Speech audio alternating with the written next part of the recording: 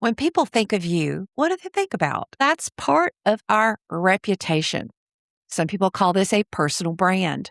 And today we're going to talk about helping students develop a personal brand. Now, if you don't like the word brand, that is perfectly okay. There's a proverb that says even a child is known by his deeds, whether what he does is good and right. We all have a reputation.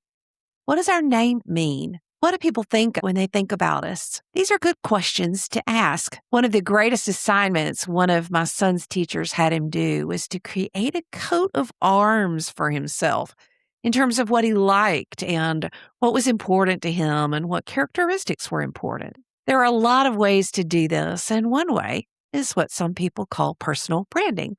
And that's what we're learning about today. This is the 10-Minute Teacher Podcast with your host, Vicki Davis.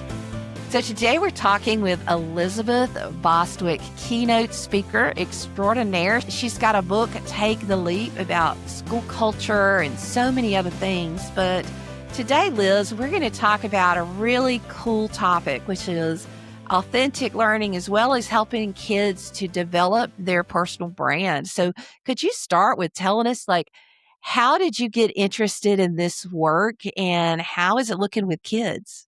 Well, with most of my work, it really does come from just my own experiences of having my own two kids. It's my 20-year-old in particular who I was able to really see the things he was doing to create his own brand in some of the work that he's doing, but also as he was heading off to college.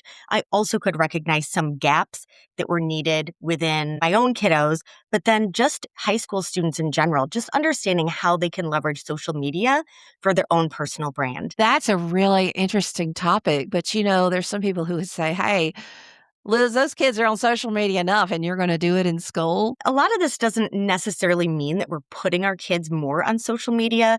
So if we were to break this down into bite-sized steps, we'd really be stepping back and beginning with helping our kids understand what are their strengths, what are their passions, what are their interests, what do they want them to walk away, what perception do they want to create that's authentic and meaningful to them. It's not necessarily placing our kids on social media more.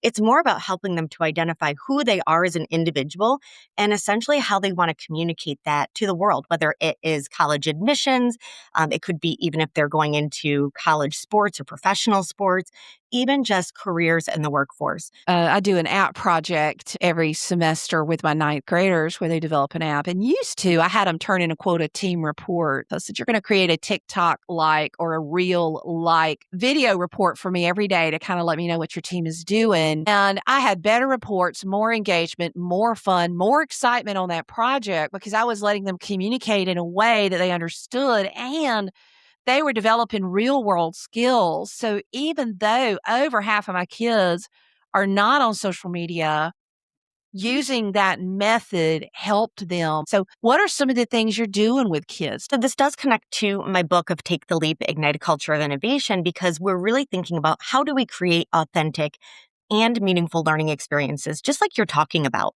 So even if we're not in school saying, hey, use the social media platform, this can look like taking a tool such as Canva, and there are other tools too that you can use. One thing that I really like that I do for myself is I do create websites in Canva. They're very simple. They function similarly to creating a presentation. Kids can go in, they can develop what do they want their brand colors? What colors represent the work that you're doing? Are you engaging in sports, music, clubs in school? And now how do you put that together in a way that you can showcase that visually? It's very much similar to a digital portfolio, but it could also incorporate academics, but really thinking about who the person is as a whole. So tell me a story about helping a child develop their personal brand or a student developing their personal brand and just sort of that journey that the student went on. We did some of this at a different level, even with fourth grade students. This is a student who didn't necessarily shine within reading or math or your classic academic topics in school. At that time, she could come in And without very much guidance at all, she would be able to connect the dots of how to build everything, how to make those connections. Also really took to coding, video creation. And what was really neat about that is that other students noticed the strengths in her.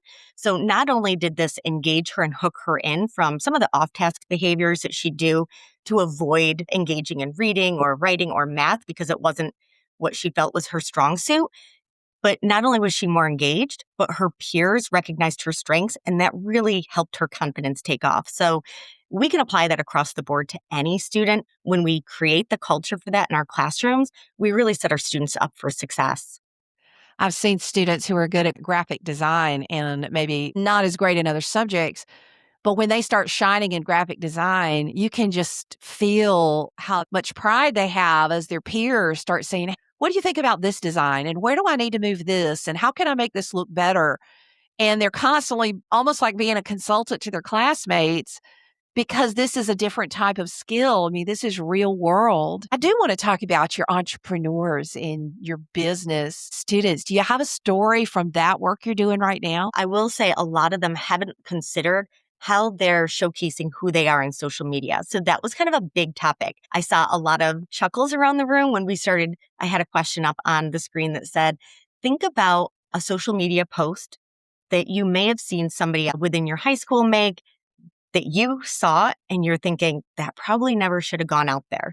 So of course, these are Mhm. 17, 16, 17, 18-year olds.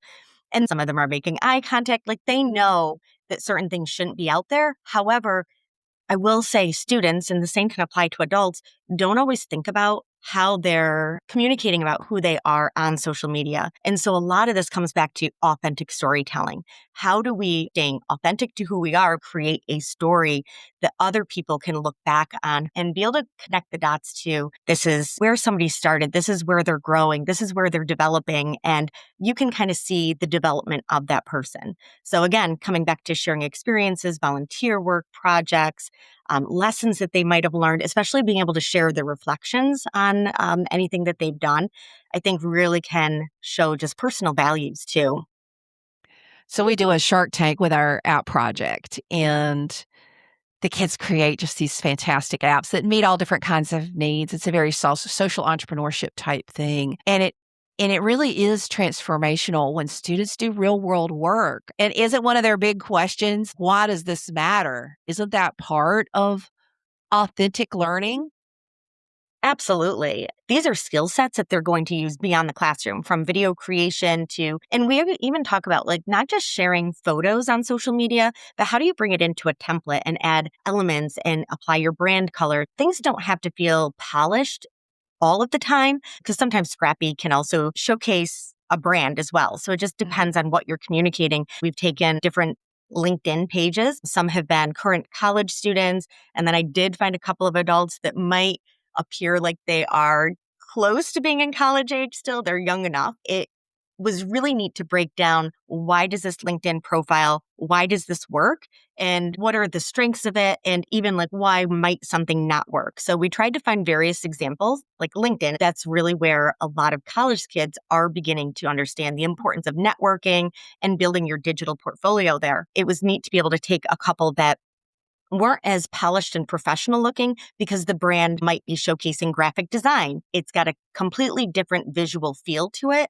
And some of the kids were like, well, that one's not as professional. So we got to break down, well, what are they trying to communicate? What are they telling a story about who they are and the work? So as we finish up, Liz, talk to all the students out here who are listening to you thinking, is my personal brand important? And when do I start building it? Well, I think there is never a wrong time to get started. I think you can get started anytime.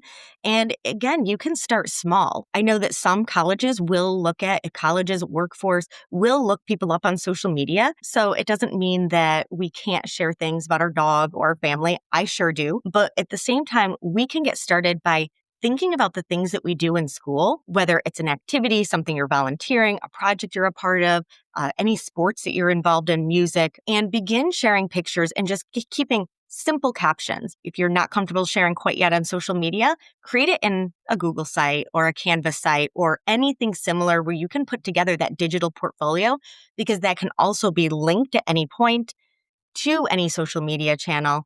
or you can like a social media profile, like in your bio section, or you can take any of those images or videos that you create and later upload those. So you can kind of begin capturing things anywhere and then deciding how you're most comfortable sharing. A lot of college applications now have a hyperlink Yes, box they do. where you can put the hyperlink, and my students will take their web pages from 8th grade, update them for being a senior, and hit publish, and they've got it there. They've got all the structure, the skeletal part, and then they just add a little bit to it. Having that brand is important, but students also have to remember it's not like they can just have a nice little polished LinkedIn, because companies, they have whole departments for investigating potential employees and looking at all the social media of people. So being wise about your personal brand everywhere you share is just so important. Where do you recommend students go, the resources to help them as they develop their personal brand? There are all kinds of resources that you can find out there. I actually have a couple on my website, so you can always go there. I've also found things on Common Sense Media. My website is elisabethbostwick.com. It is Elisabeth with an S, not a Z. Thank you, Liz, for the many times you've answered the call to come on the show. I just appreciate that you're working with kids. I think one of the most important things I look for in educational leaders is that their passion to teach remains and that they continue to work with students,